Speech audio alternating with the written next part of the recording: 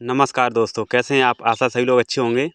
आज हम शुरू करने वाले हैं उत्तर प्रदेश का जीके यानी कंप्लीट यूपी जीके को सेशन को शुरू करने वाले हैं। यदि आप चाहते हैं कि उत्तर प्रदेश में एक सरकारी जॉब लगे, ठीक है, या जॉब की तैयारी कर रहे हैं, तो यूपी जीके आना अति अनिवार्य है। इससे आप जो है 20 क्वेश्चन आपको मिलेंगे। यूपी ट्रिपल एससी यानी उत्तर प्रदेश अधीनस्थ चयन सेवा आयोग में 20 क्वेश्चन देखने को मिलते हैं और यूपी पीसीएस में भी इससे क्वेश्चन पूछे। तो चलिए शुरू करते हैं। उत्तर प्रदेश का सामान्य परिचय। उत्तर प्रदेश भारत के उत्तर में स्थित एक राज्य है जिसकी राजधानी लखनऊ है। उत्तर प्रदेश का गठन 24 जनवरी 1950 को हुआ था, यानी 26 जनवरी जो गणतंत्र दिवस था हमारा, उससे 2 दिन पहले। राज्य का पुनर्गठन 9 नवंबर 2000 को हुआ था, जब उत्तराखंड राज्य अलग हुआ था। ठीक है, तो 9 नवंबर 2000 को याद रखेंगे, इसका पुनर्गठन हुआ था। उत्तर प्रदेश का जो वास्तविक स्वरूप है वो 9 नवंबर 2000 को ही प्राप्त हुआ था, जो आज है। पड़ोसी राज्य की बात करें तो पड़ोसी राज्य में उत्तर पश्चिम में हिमाचल प्रदेश है, उत्तर में उत्तराखंड है, पूर्व में बिहार और झारखंड है, पश्चिम की बात करें तो हरियाणा, दिल्ली और राजस्थान है, दक्षिण की बात करें तो छत्तीसगढ़ और मध्य प्रदेश है। जनसंख्या की बात कर लेते हैं तो जनसंख्या में उत्तर प्रदेश का प्रथम स्थान है और कितनी जनसंख्या है तो 19.98, ठीक है, यानी 19.98 जो है करोड़। बात करते हैं पुरुष आबादी यानी मेल, जो कि 10.44 करोड़ जो है पुरुष आबादी है। महिलाओं की आबादी की बात करें तो 9.53 करोड़ महिलाओं की आबादी है। जनसंख्या घनत्व जो है वो 829 वर्ग किलोमीटर है। आज बात करते हैं राज्य का नाम। राज्य के नाम, सबसे पहले राज्य का नाम था उत्तर पश्चिम प्रांत, जो 1836 से, फिर 1877 में इसे कहा गया उत्तर पश्चिम आगरा और अवध प्रांत।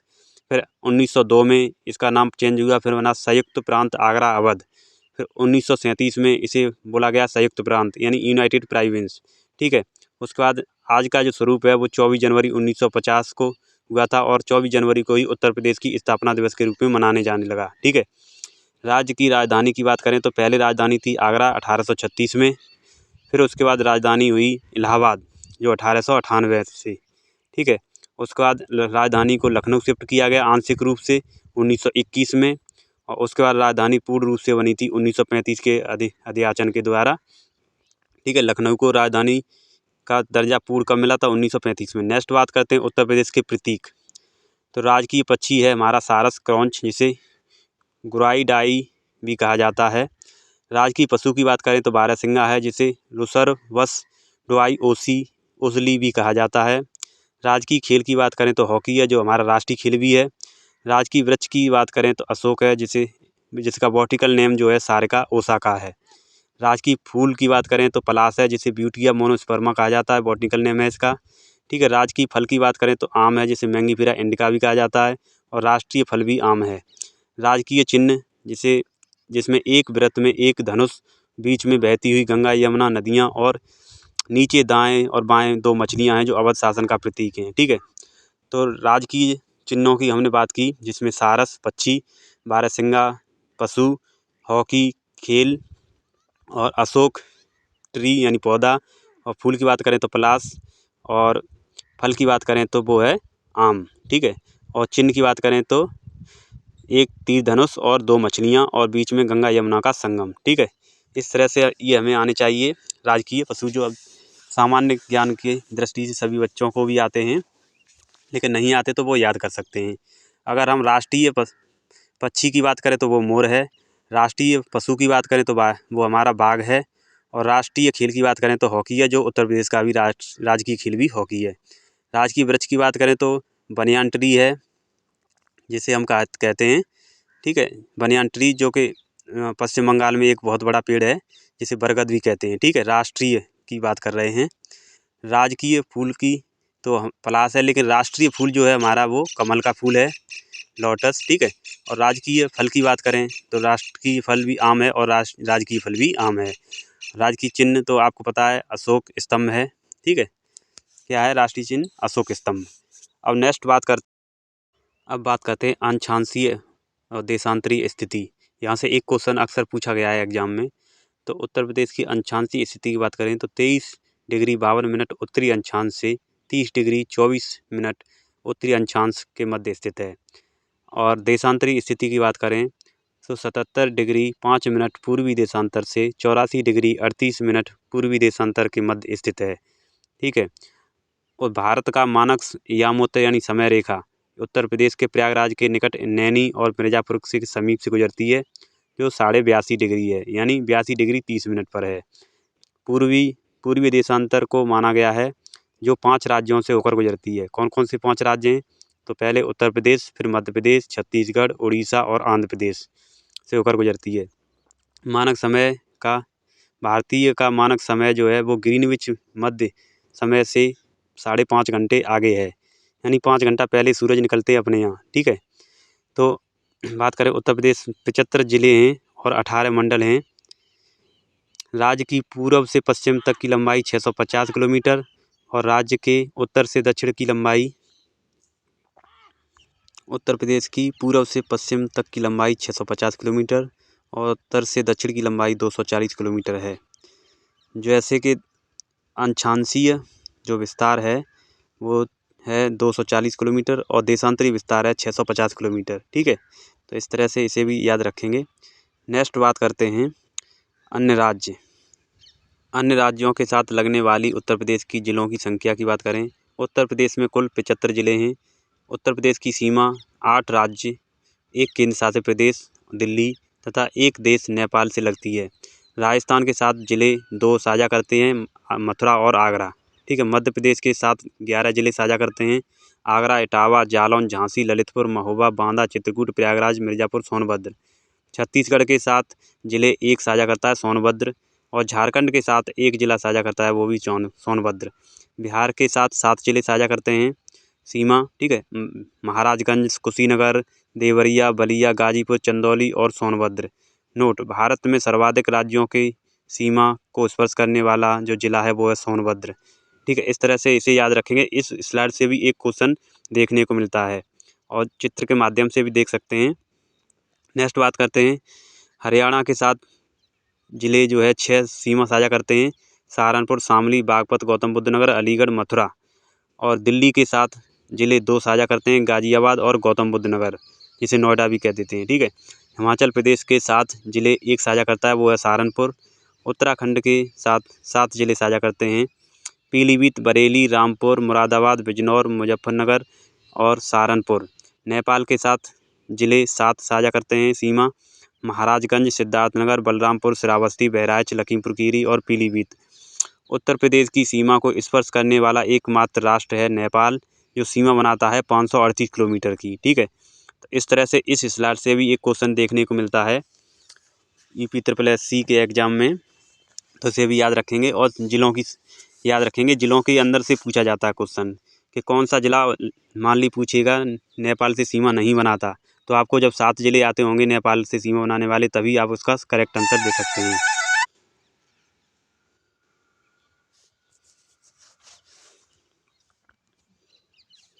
प्रदेश से जो देश सीमा बनाता है वो नेपाल है। नेपाल से जो सभी जिलों को क्रम भी याद रखना होता है कि पूर्व से पश्चिम किस क्रम में है। ठीक है। तो इस तरह के याद रखेंगे जिससे कि कोई कैसा भी क्वेश्चन पूछे तो आपको याद रहे। बिहार से जिले सीमा बनाते हैं, झारखंड से, छत्तीसगढ़ से, मध्य प्रदेश से, हरियाणा से। ठीक है। इसको भी याद रखेंगे। जैसे एक राज्य से सीमा बनाने वाला है हिमाचल प्रदेश और सोनभद्र जिला। ठीक है। सोनभद्र 4 राज्यों से सीमा बनाता है और 3 राज्यों से बनाता है सहारनपुर जिला, जो हिमाचल प्रदेश, हरियाणा और उत्तराखंड से। और 4 राज्यों से बनाता है सोनभद्र, बिहार, झारखंड, छत्तीसगढ़ और मध्य प्रदेश। ठीक है। और मध्य प्रदेश के अंदर जो घुसा हुआ है वो है अपना ललितपुर। ठीक है, जो झांसी के नीचे। नेक्स्ट बात करते हैं अन्य महत्वपूर्ण तथ्य। जैसे उत्तर प्रदेश का सबसे पश्चिमी जिला कौन सा है, तो शामली है। उत्तर प्रदेश का सबसे उत्तरी जिला तो सहारनपुर है। उत्तर प्रदेश का सबसे दक्षिणी जिला तो सोनभद्र है। उत्तर प्रदेश का सबसे पूर्वी जिला तो बलिया है। उत्तर प्रदेश का सबसे बड़ा क्षेत्रफल में जिला तो लखीमपुर खीरी है, जिसका क्षेत्रफल 7,680 वर्ग किलोमीटर है। ठीक है। प्रदेश का सबसे छोटा जिला बागपत है और यहाँ लिंगानुपात भी सबसे कम है, 660 वर्ग किलोमीटर में। भारत में सर्वाधिक राज्यों की सीमा को स्पर्श करने वाला जिला वो है सोनभद्र। 4 राज्यों से सीमा बनाता है, मध्य प्रदेश, छत्तीसगढ़, झारखंड और बिहार। ठीक है। इस तरह से इसे भी याद रखेंगे। यहाँ से भी क्वेश्चन अक्सर देखने को मिलता है इस स्लाइड से। ठीक है। तो अगर जैसे पूछा जाए कि 3 राज्यों से सीमा कौन बनाता है, तो सहारनपुर। ठीक है। किससे? हिमाचल प्रदेश, उत्तराखंड और हरियाणा से। ऐसे ही 4 राज्यों से सीमा कौन बनाता है? सोनभद्र। कितने? बिहार, झारखंड, छत्तीसगढ़ और मध्य प्रदेश से। ठीक है, मैप के माध्यम से भी देखते जाएंगे। ठीक है, क्योंकि नीचे मैप में दिखाया गया है। नेक्स्ट बात करते हैं, जैसे कि पहले बताया, सहारनपुर जिला 3 राज्यों से सीमा साझा करता है, हरियाणा, हिमाचल प्रदेश और उत्तराखंड। ठीक है, आगरा 2 राज्यों से सीमा साझा करता है, नीचे दक्षिण की तरफ मध्य प्रदेश और पश्चिम की तरफ राजस्थान। ठीक है, तो मध्य प्रदेश और राजस्थान से सीमा साझा करता है आगरा जिला। गौतम बुद्ध नगर 2 राज्यों से सीमा साझा करता है, एक तो है हरियाणा और दिल्ली। गाजियाबाद अकेला दिल्ली से साझा करता है। ठीक है, गाजियाबाद को नहीं रखना, जो कि कन्फ्यूजिंग करने के लिए क्वेश्चन आते हैं इससे। तो गौतम बुद्ध नगर 2 राज्यों से, हरियाणा और दिल्ली से। राष्ट्रीय राजधानी क्षेत्र एनसीआर में उत्तर प्रदेश के कितने जिले शामिल हैं? तो 8 जिले शामिल हैं, मेरठ, गाजियाबाद, गौतम बुद्ध नगर, बुलंदशहर, हापुड़, बागपत, मुजफ्फरनगर, शामली। ठीक है, और उत्तर प्रदेश से लगा सर्वाधिक सीमा वाला जो राज्य है वो है मध्य प्रदेश। 11 जिले साझा करता है मध्य प्रदेश से, जो उत्तर प्रदेश के 11 जिले सीमा साझा करते हैं। ठीक है, उत्तर प्रदेश से लगा सबसे कम सीमा वाला राज्य है तो वो है हिमाचल प्रदेश, जो कि सहारनपुर में जरा सा थोड़ा सा हिस्सा साझा करता है। नेक्स्ट बात करते हैं उत्तर प्रदेश की भाषाएं। तो राज्य की भाषा जो उत्तर प्रदेश की हिंदी है, दूसरी राज्य की भाषा वो है उर्दू। ठीक है, अन्य जो भाषाएं बोली जाती हैं उसमें अवधी, ब्रज, भोजपुरी, बुंदेली। ठीक है, और जनसंख्या की बात करें तो उत्तर प्रदेश में जो ग्रामीण जनसंख्या है वो 77.73% है और शहरी जनसंख्या वो 22.27% है। साक्षरता दर की बात करें तो साक्षरता दर जो है 67.68% है, जिसे 67-68 करके याद कर सकते हैं।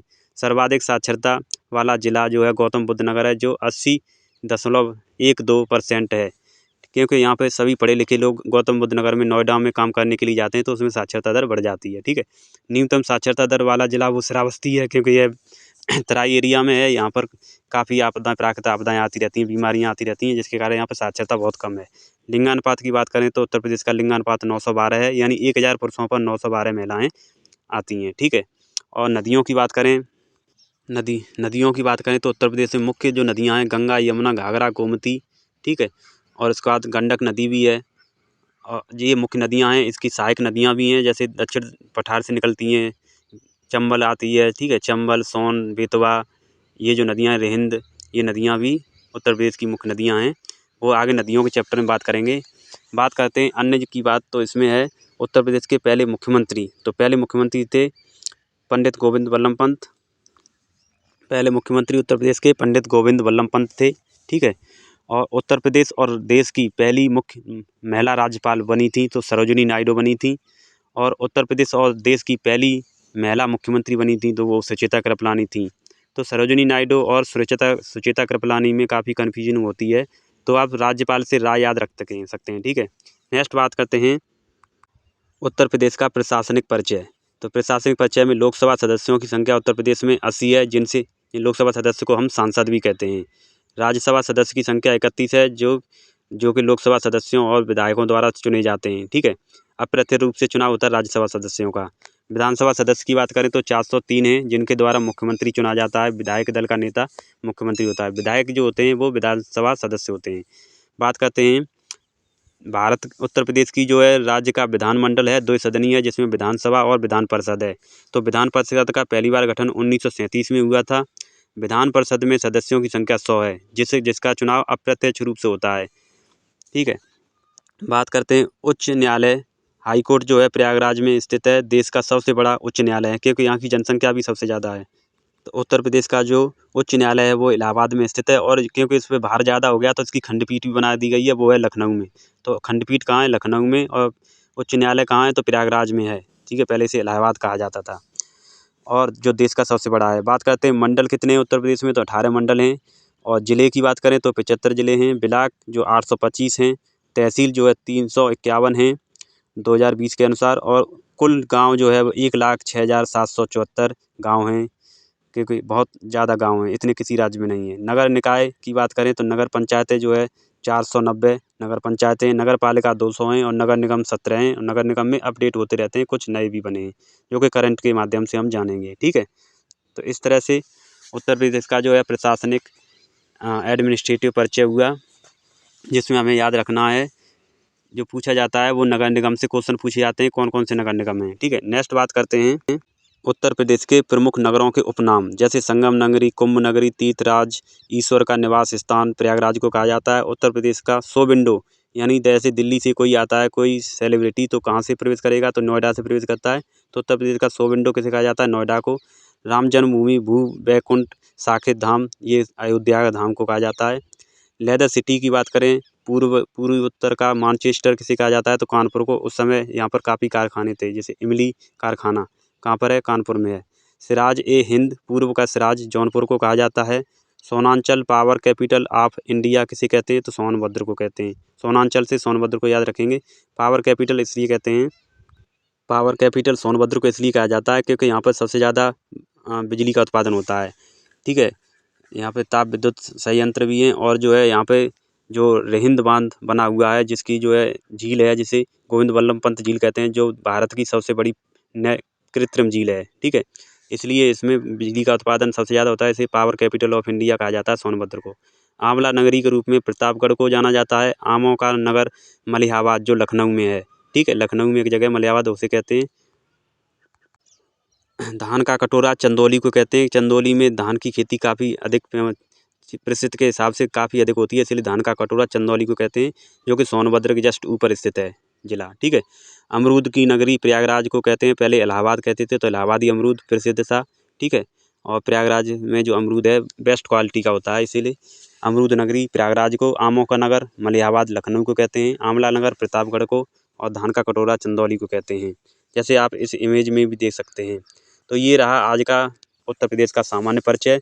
अगर वीडियो पसंद आया हो तो लाइक कीजिए। ठीक है, अपने फ्रेंड्स के साथ शेयर कीजिए, क्योंकि सभी को नॉलेज मिले जो तैयारी कर रहे हैं ना, और एक स्टैंडर्ड नॉलेज मिले और कम से कम शब्दों में जाने। इसलिए लाइक कीजिए और शेयर कीजिए, और कमेंट में ज़रूर बताइए कैसा लगा वीडियो।